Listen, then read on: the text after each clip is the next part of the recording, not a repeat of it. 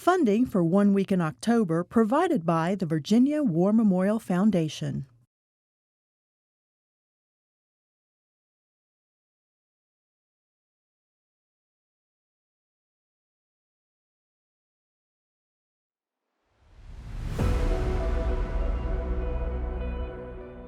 October 1983, the United States military found itself engaged in two very different military conflicts, resulting in two very different outcomes. The first in Beirut, Lebanon. Multinational forces comprised of American, French, British, and Italian troops arrived in the region to act as peacekeeping forces between warring factions during a Lebanese Civil War that began 8 years earlier. The American contingent consisted of Marine Corps, Navy, and Army personnel. 24/7 combat and outdated rules of engagement left troops exposed to a number of threats.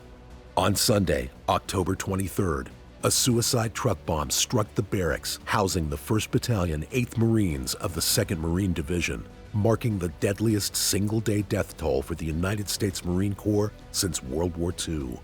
It was an attack that no one could foresee, and untold devastation that few could ever imagine. 2 days after the tragedy in Beirut, a second conflict involving the U.S. military was underway more than 6,000 miles away on the island of Grenada in the southern Caribbean. Communist infiltration and a government coup meant the island was in chaos. Caught in the middle of the conflict were Grenadian citizens and hundreds of American students attending medical school at St. George's University. President Ronald Reagan had concerns over the construction of a Cuban and Soviet-backed airstrip with international security implications. He also feared for the lives of the American students. Acting on an appeal for help by Eastern Caribbean countries, he ordered a military intervention, evacuation, and occupation. Operation Urgent Fury launched in the early morning hours of October 25th. 1 week, 2 conflicts. Lives lost, heroes made, and countless lives forever changed. These are just some of the stories, as told by Virginia veterans, of their 1 week in October.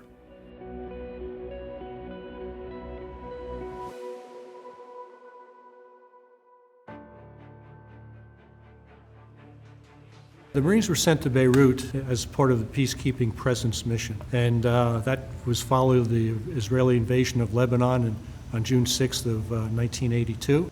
So we had the Israelis and the Christian Phalange on one side, and then you had the Syrians, the PLO, and the many Muslim militias on the other side.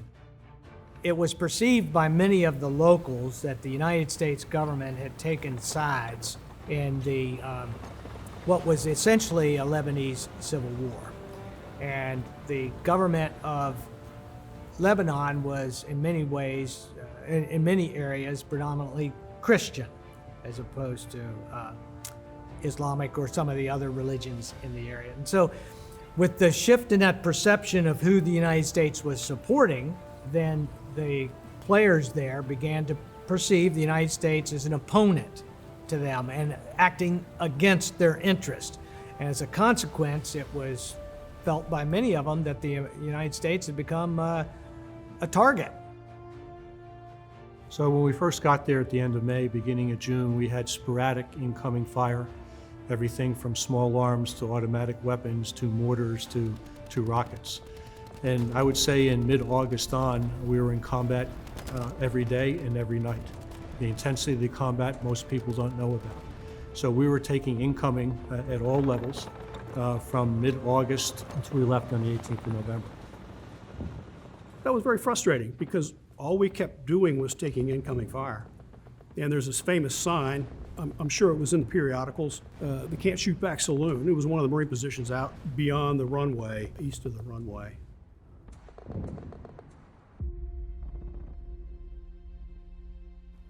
So the rules of engagement were very simple. We were not to engage any forces unless we were engaged by them. We were to keep our magazines in our weapons, no round in the chamber, and the weapon on safe. Again, to keep in mind that we were engaged in combat operations day and night. What was interesting is the militias, the Amal, the Druze, the PSP, Progressive Socialist Party, the Syrians, the Iranians who had a military presence there, the Russians had a military presence there. So we were basically situated in a static position with a lot of people that don't like the United States firing whenever they wanted to into our position, in our defensive position. Marines are used to fire and maneuver, not static positions. So we weren't in the defense, we weren't on the offense. We were a presence mission, and we were peacekeepers. So they weren't able to shoot back. They weren't able to do what they were trained to do, which is fight. They weren't able to do that. So while there were bombs being aimed at these guys, projectiles, whatever you want to call them, while there were bullets flying towards these guys, it was a peacekeeping force. So there wasn't nothing they could do about it. Nothing at all.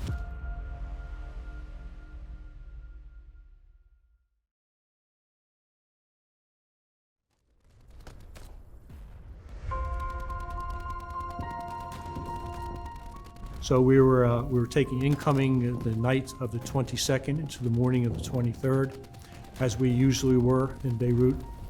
I was located on the southern perimeter of the airport, probably about 800 meters from the BLT headquarters, across from the runway. It was 6:22 in the morning. I was just getting up from my cot inside a bunker. We all lived in bunkers by that point in time because of the consistent combat operations that we were undergoing in a defensive static position. I went to sit up. I went to actually get up off my cot.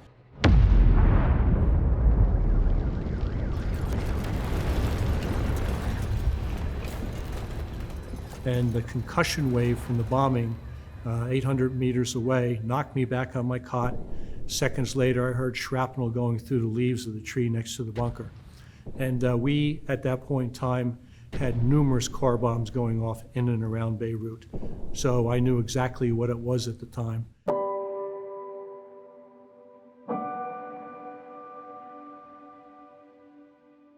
Above the airport administration buildings was a huge black mushroom cloud emanating from where the headquarters building was. So about an hour and a half past, my company commander and the company gunnery sergeant came back. They explained to me what happened at BLT headquarters was hit, numerous casualties. On Sunday morning, October 23rd, it was a cold day, and my dad and I had gone out to go get firewood to bring in. And my neighbor yelled over and said, "Morning." And Dad replied, "Morning." He said, "Did you hear what happened in Beirut?" And Dad looked and said, "No, what?" He said, "They had some type of bombing over there. Is Joe okay?" And Dad says, "I don't know, we'll go check." And then we went in and turned on TV and saw the buildings.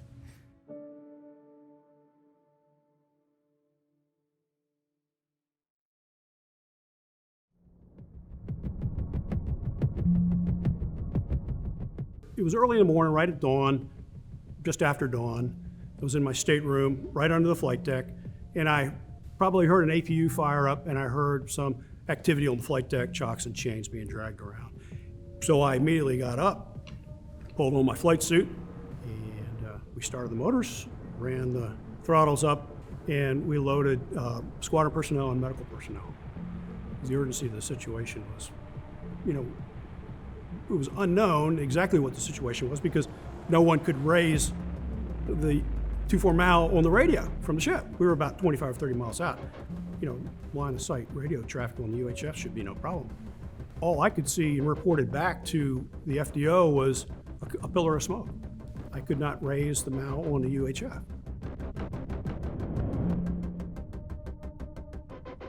I'll always remember was this eerie dead silence. And the only noise, per se, was a generator that I think was the only source of electricity for the Mal headquarters.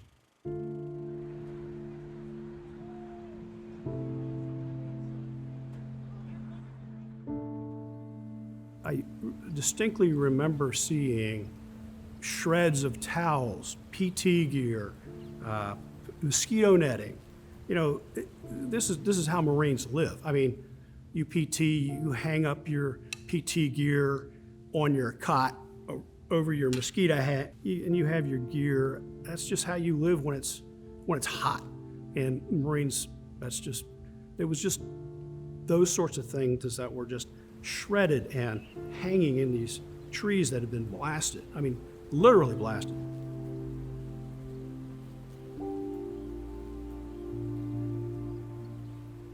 So we still weren't sure exactly if that was the building that Joe was in or if it was another building. So we didn't really know what was going on. But then as we started watching the news and more, we started to realize that it was the barracks the Marines were in. I know there are no words that can express our sorrow and grief over the loss of those splendid young men and the injury to so many others. I know there are no words also that can ease the burden of grief for the families of those young men.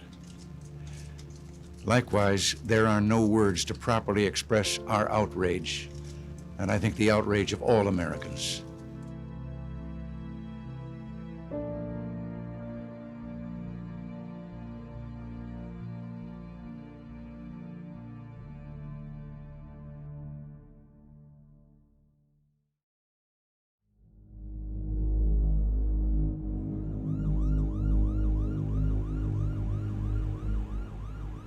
There was a triage effort going on. Initially, there were triaging the Marines that were actually blown out of the barracks, suffered significant trauma, burns. You know, of course, if you're going to be pushed out of a 4-story building and you land on asphalt and concrete, that leads to significant mortal injury. But they were the first Marines that medical personnel could get to. My job when I got off the helicopter was to support the Marines, but to go out and help dig into the concrete to find any remains or survivors. And once we got off the helicopter, that's when I knew I was very much in a zone of combat, because we started to hear small caliber rounds hitting the pavement. We were receiving sniper fire at the site. We were receiving incoming rocket and mortar fire, small arms and heavy machine gun fire. And that continued throughout the day during the rescue. That's when I started to not unravel, but more or less knew that I was in a place where I didn't want to be. And that's when my heart started to beat really fast. That's when I said to myself, I may not never come home. Anyone who did survive the initial blast succumbed to their wounds at that point in time. It was so difficult to get the cement, rebar, et cetera, off of them. It was an effort that we were using. Initially, you used your hands for lack of anything else, or garden trowels, or small e-tools. The idea being that we didn't want to hurt anyone that was still in the rubble, but it became apparent that the Marines that were still there were deceased. The effort continued all day long, working the pile. The continual effort to make sure that Marines in the rubble were extracted, and I don't know, within 48 hours or 24 hours, I believe, that the Marines that were alive had been pulled from the rubble. There was a sense of shock, needless to say, to see the Marines that I had served with for the last few years, many of them dead, many of them in body parts, many of them still in the building, and we knew that they would not be coming out. It was tough, but we had a mission to do. And of course, on that morning, 220 Marines, 18 sailors, and 3 soldiers were killed. It was on the 4th day in the morning. I heard my mom scream, and I looked out the window and saw the chapel, and we knew that Joey passed.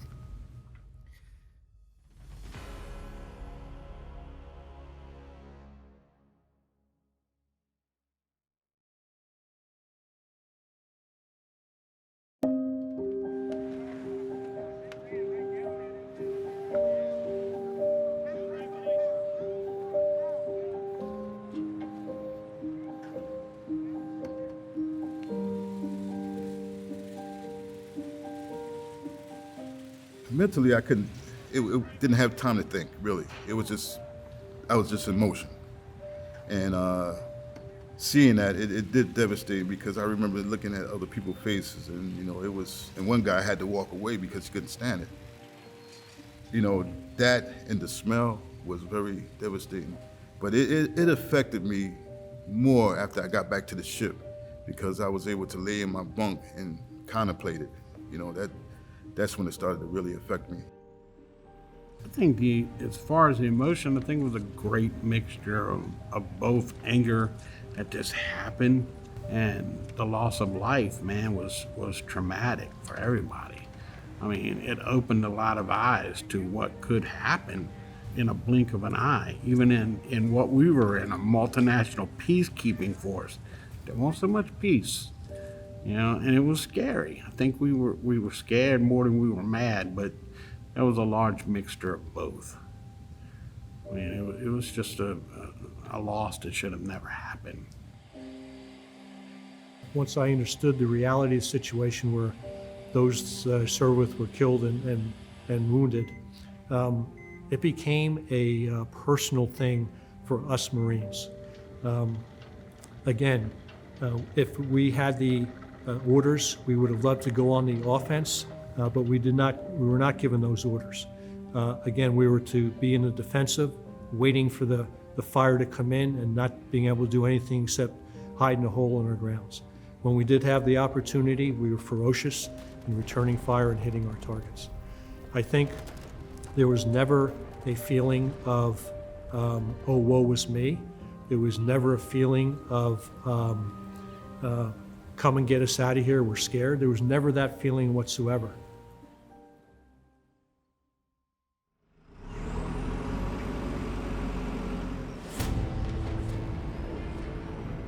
The lessons learned from Beirut, I guess, is preparedness. All this terrorism was brand new, and I think back then everybody thought, all these peace missions we were on and everything was a piece of cake. And it turned out we were basically going into a country that everybody was attacking everybody. They all hated everybody until we got there, and then they seemed to all hate us. So we kind of walked into like a family feud.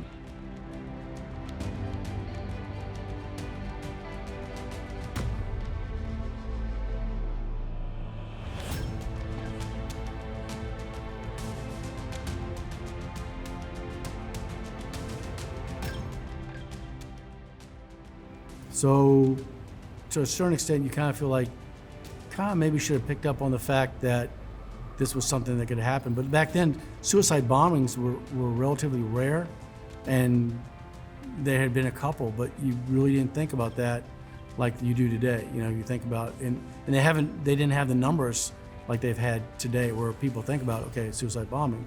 Back then, you really didn't think about that. That wasn't really how things were done.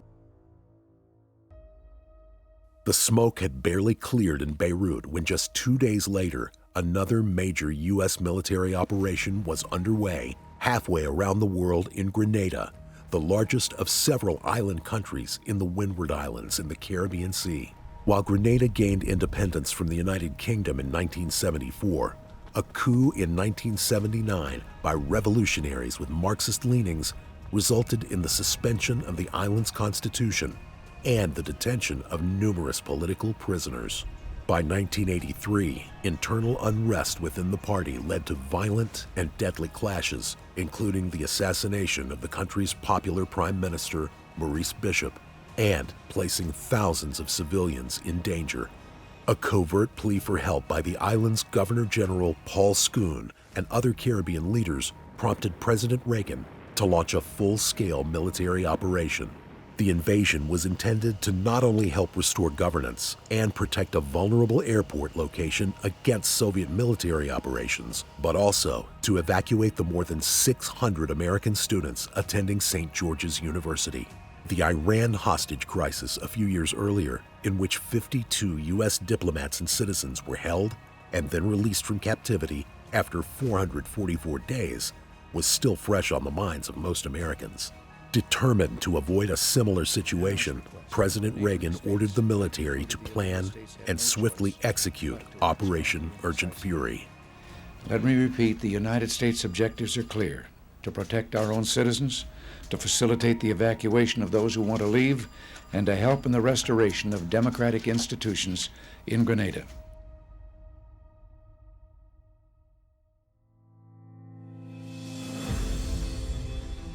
So we originally were planning to go to Beirut because it had been an ongoing operation for well over a year, and there was still unrest between Israel and Lebanon. When we got the call to go to Grenada, and the Beirut bombing happened on the 23rd, 2 days before we went into Grenada, and 241 of our comrades had been taken. We were disturbed, angered, because we felt like we should have been there and that we should go there to help them right now. And we didn't understand the ramifications of what we were embarking upon in Grenada and felt like we were dissuaded from being there to help our brothers. Then the whispers started happening, like, did you hear about Grenada? And people were like, Grenada, what is that? And it's a small island. It's got some American students going to medical school, and we're going to rescue them, like that. So we headed down there and held off the coast, and we're on the ship on the 23rd, thinking that we may actually go in. But I got to back up and say that it cost me a steak dinner when we landed, because I made a bet with my company executive officer who said, "Sir, I think we're going in. I think we're going to go on and land on Grenada." I said, "No, John, we're not going to go." And I said, "I'll bet you a steak dinner we don't go." And I wound up buying him a steak dinner. And it got real quiet, real serious. We were explained to what needed to be done in Grenada and that it was important, we had to do it.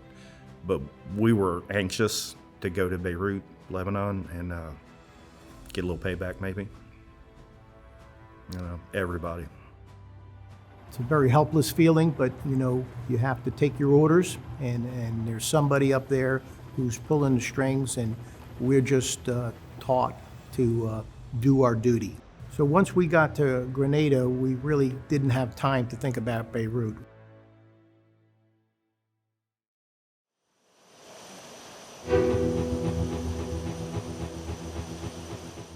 The mission, as I understood it, was to evacuate the American students that were in the True Blue campus, which was just north of the runway, but they also lived in the surrounding areas. Our mission in Grenada was pretty straightforward: do landings to secure airfields to allow for follow-on forces, and then to secure the rescue of American citizens. There was a question about where we would actually pick them up, but our mission was to get them off of Grand Anse Beach and get them safely to Salinas. We were supposed to go in at 02 in the morning. That got further delayed to 04 and then 05. And we also found out that our objective that we had planned for had been changed because Special Operations Forces and Rangers and the 82nd Airborne were also going to be part of this operation. They formed up in what they called a stick. It was 6 to 8 Marines with some light infantry, some with heavier weapons.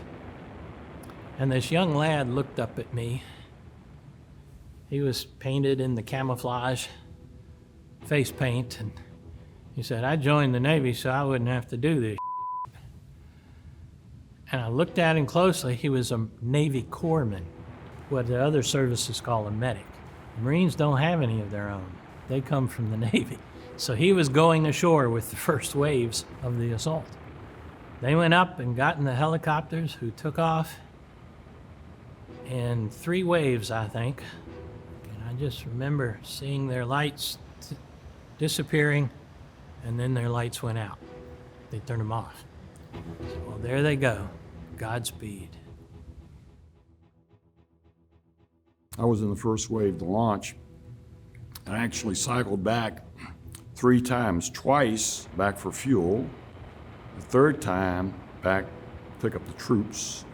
Then we gathered up, formed up, and we flew into Pearl's airfield. That's where we made our initial assault on the east side of the island. with the Marines. For about an hour, it seemed as if nothing had happened.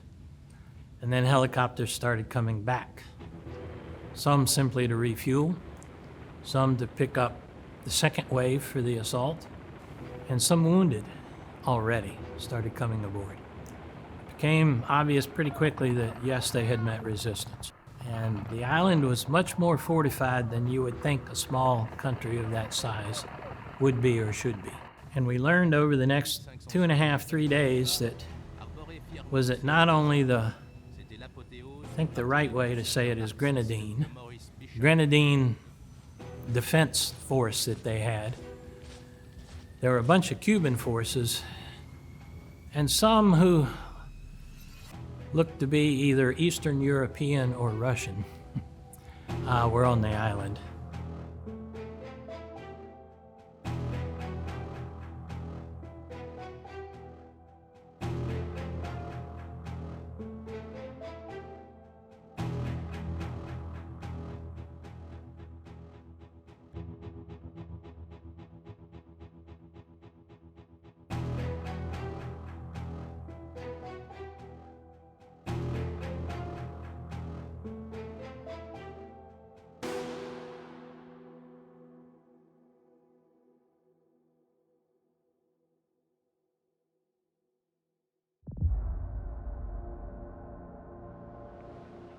It wasn't too long, though, before we began to capture some maps and some equipment from the local militia and the PRA, but we were really in the dark as to the tactical situation. Our Marines were able to engage with the civilians, and we gained a whole lot of information from them as to who the military leaders were and military members were. And what had happened was that the Amphibious Task Force had reported that a platoon of SEALs who had been sent in to protect and evacuate the Governor General of Grenada were surrounded and in trouble. But they were surrounded by People's Revolutionary Army troops and BTR-60s. And I think they didn't feel comfortable trying to shoot their way out because they had this guy with them who they had to protect. When I was laying down on the ground in the prone position, I was laying next to a Vietnam veteran. And he told me, "It's gonna be okay. You're gonna be all right. I promise you, this ain't nothing. We're gonna go out, we're gonna do what we gotta do, and this is gonna be over before you know it." But we were the support platoon in case anything happened. And so we were just laying there waiting. That's when my life changed. That's when it was different.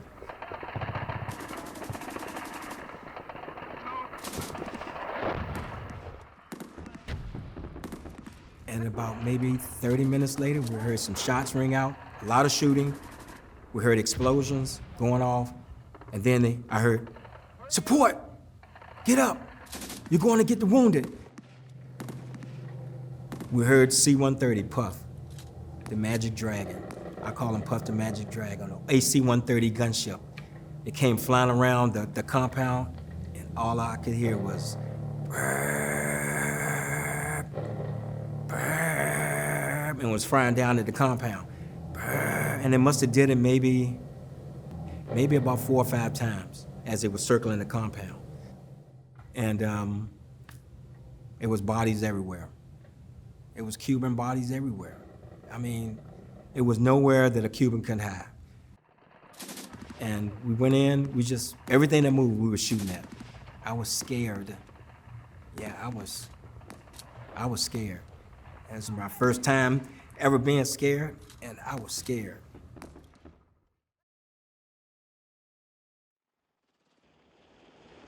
I remember 2 aircraft that were lost to enemy fire. They were Marine Cobras.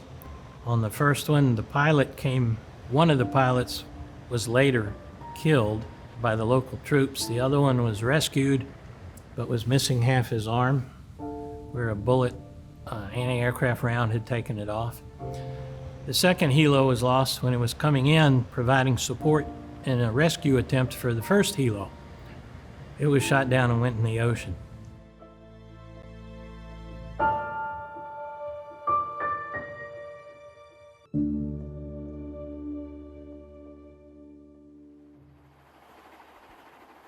remember seeing an Army colonel on one of the upper decks that day. And he looked at me and he said, "You all right there?" I said, "Yes, sir. This is something." And he looked at me. This was on the first day, late in the first day. He said, "Yeah, there's been people killed today." It brings the realities of this type of thing in, and it's not pretty, and it's something that you can't train for. And that's why some people have a problem forgetting those sites, but I think that it helps us sometimes to remember those things, to push us on towards greater things and continued perseverance.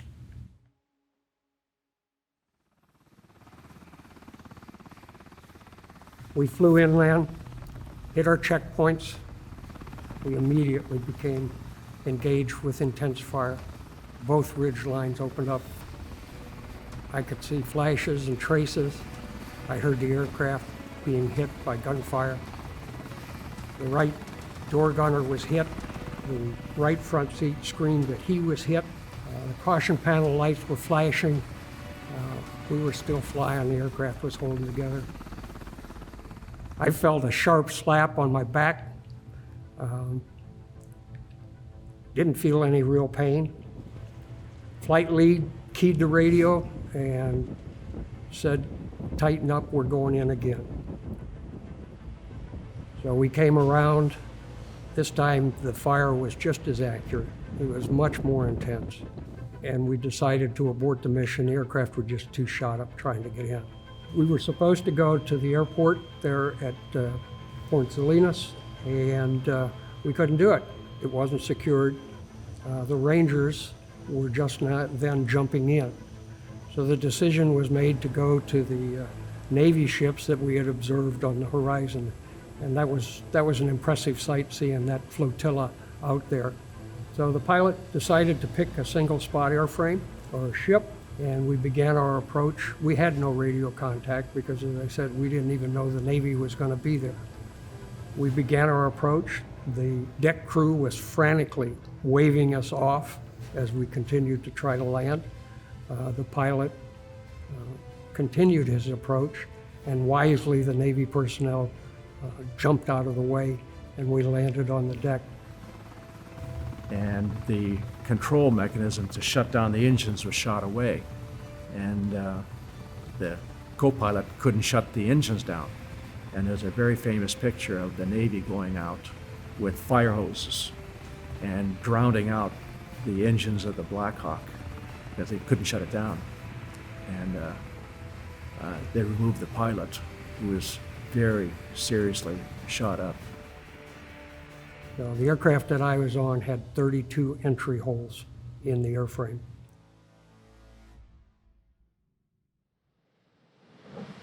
It's now about 7:30 in the morning. I'm laying on the deck of the USS Moose Brugger. We were transported by CH-46 to the Guam, where we were taken to the sick bay. It was sometime during the day that some of my soldiers came in to check on us to see how we were doing.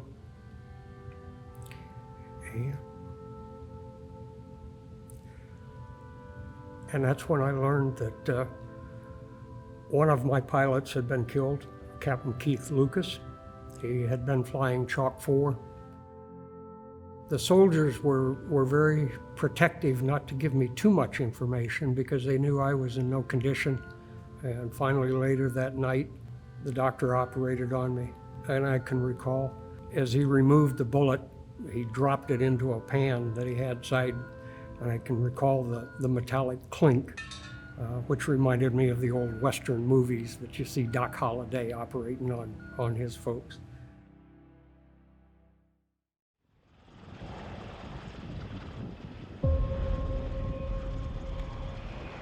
One of the problems that we had, we didn't have enough intelligence on anything in Grenada. We didn't know who we were fighting, how many there were, what kind of weapons they had, and who we had to evacuate. Are you meeting stiff resistance? Over. We found out there were 2 campuses of medical school. So the Army was able to get the true blue people on the first day, And then we flew in the Rangers on the second day to get them out of Brandance. Like all the intelligence of the operation was bad. They had pictures taken and they said the beach is very, very wide. You can safely land on the beach. The pictures were taken at low tide. Guess what time we went in? High tide. So the 46s went in, and of course when you pull power to control your rate of descent, all these palm trees are swaying this way. And the moment you land, you take power off, here come the palm trees. Aircraft 00 is hit by palm trees. Helicopters don't fly very well with half the rotor blades, so they had to shut down, and that aircraft had to be abandoned. My role in helping to evacuate the American students, I knew that there had already been a large portion of the students evacuated from the True Blue campus, which was north of the runway there in Point Salinas. When we went down onto the Lanzarote Peninsula, there were students there that had not been evacuated nor contacted or had contact with the American forces. There had been a shoot-to-kill order issued by the government of Grenada when the coup happened and the assassination happened. So they were afraid to even leave their house. And they knew that there was activity going on. They could hear the fighting on the next peninsula over. They knew that things were happening over at the airport, but this one peninsula that had not been cleared yet. My role was to be part of the forces, and I think I was the lead force going on the peninsula that morning to contact the Americans that were there to tell them that there was additional evacuations occurring, and there was a place where the helicopters were going to land to get the students and then take them back over to the airport. And then from there, they would be loaded on American transport aircraft and gone back to the States.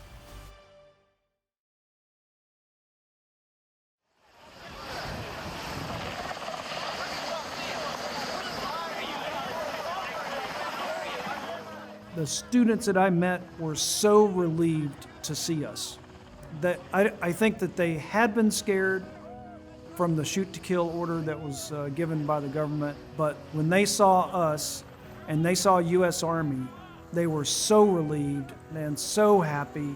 One guy threw me the keys to his house. He said, "My house is over there, beer's in the refrigerator, I'm not coming back here, help yourself."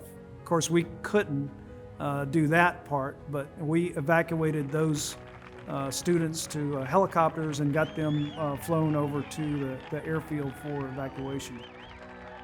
When we got back to Salinas, and all those medical students, those Americans that we rescued, were safe and alive and cheering what we had done and hugging us. It had come full circle from being called a baby murderer back in 1971. You owe one hell of a lot of thanks to these guys who went in and got you out.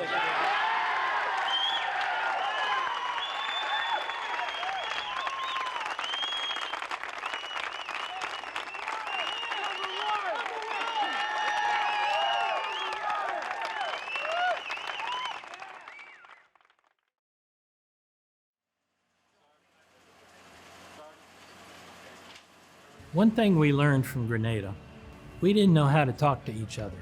And by we, I'm talking about the U.S. military. Army had its own way of doing things, Air Force, Navy, Marines. We all had our own way of doing things and our own way of communicating, et cetera, et cetera.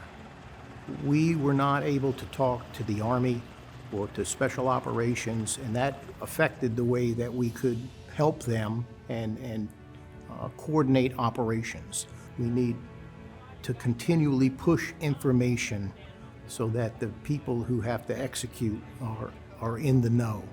It's hard to put together a plan when you don't have any information about who the enemy is, where they are, and what the objectives might be. I think Goldwater Nichols, which was passed in 1986, was a direct result of both the failed Iranian hostage mission and the Operation Urgent Fury. So I think one of the biggest lessons that came out of that was a lack of joint coordination or joint communications between forces that were rapidly put together.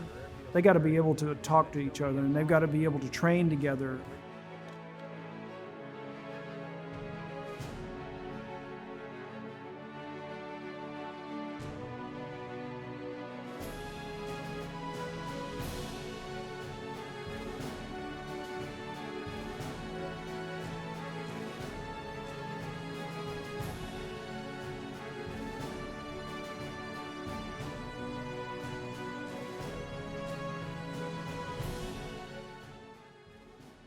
Nowadays, the military is very, very universal. You go to one military base, you can expect to see people from all the branches of the military working on that base, operating on that base.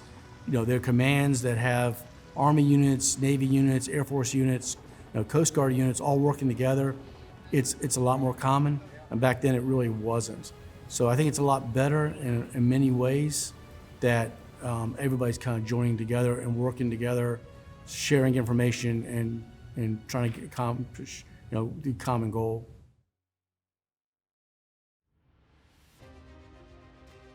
The results of Operation Urgent Fury, well, I mean, quite honestly, we accomplished every mission and every task.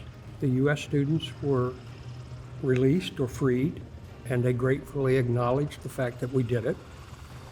The communism was stemmed in the Caribbean, and the Grenadian people were freed of an oppressive, ruthless government. I think around day 28, the assault was on the 25th of October, and on the 28th we began doing mopping up operations. Things had quieted down. The Grenadian people themselves were just very appreciative to have us there and to be reestablishing some civility and peace in the region for their small island there. Tell Mr. Reagan all Grenadians are happy to know that he took this step in time to save our life, and may God bless him. I remember the Guam had circled the entire island, and those colorful flags that you see on ships' masts. I didn't know what they meant, but all these little flags flying.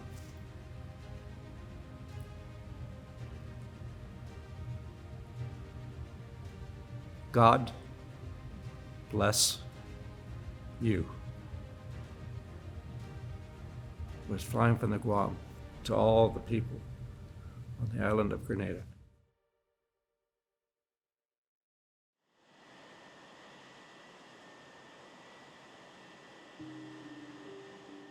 One of my memories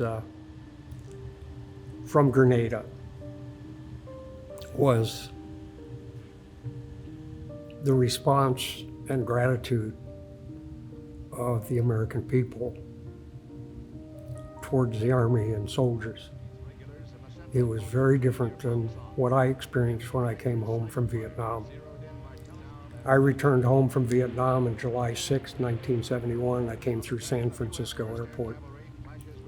I was confronted by Hare Krishna, who asked me if my medals were for killing babies. The response by the American public at that time against our Army and the military and those who served in Vietnam was uncalled for, unprecedented, and most assuredly undeserved. It was nice to see the difference of what the American public did in just a little over 10 years.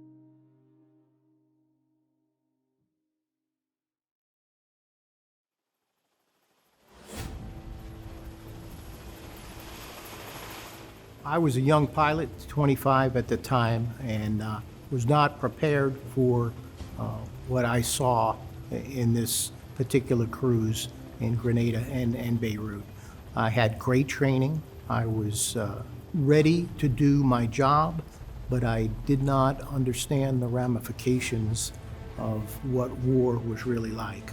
And once you have been in combat, it changes you. Someone once said that courage is not the absence of fear, but the persistence through fear. And I felt very much that that was a state of mind.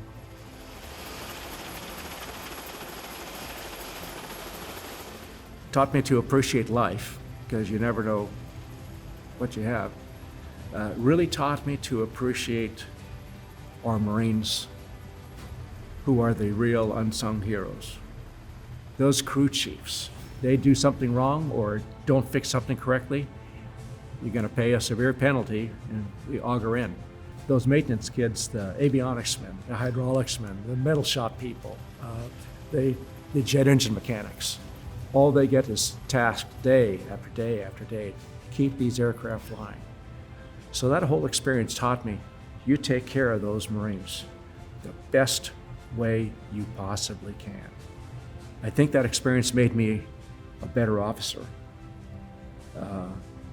made me very appreciative of those Marines.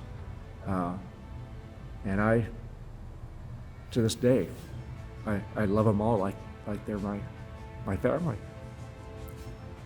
because they are. And the most important lesson I learned was about saving and protecting Marines and American civilians, doing for others what they cannot do for themselves. I had a chance to live that, defend my country, and bring American citizens home safely.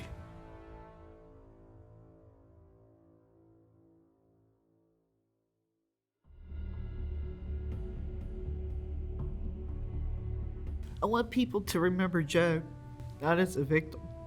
He did what he wanted to do in life. You know, he went out, he served his country, and he left a legacy for others to learn by. So for him, it was all about life.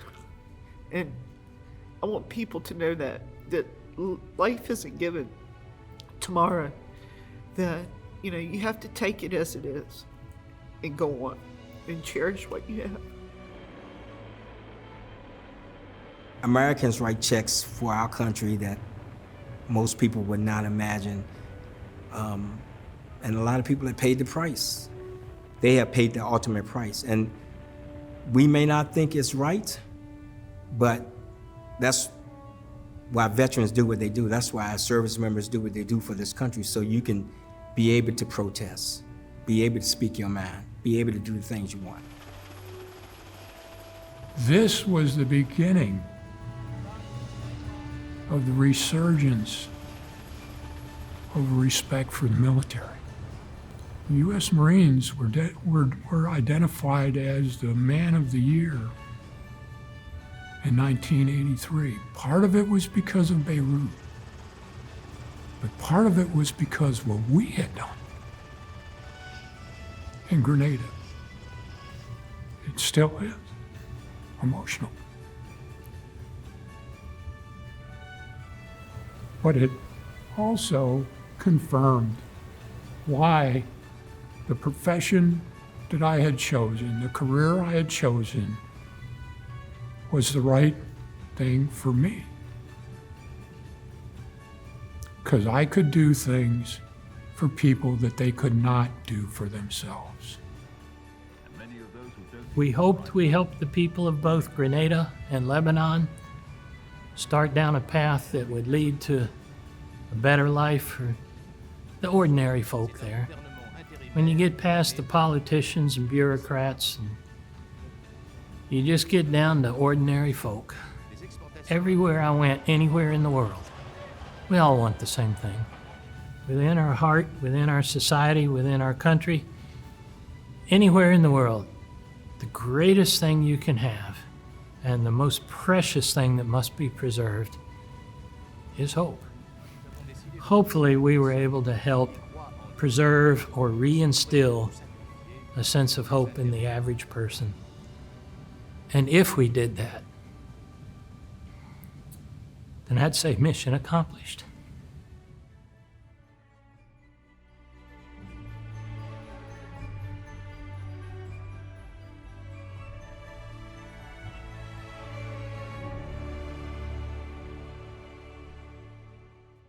In Beirut, the Lebanese Civil War lasted 7 more years after the barracks bombing and concluded in 1990 after a national reconciliation.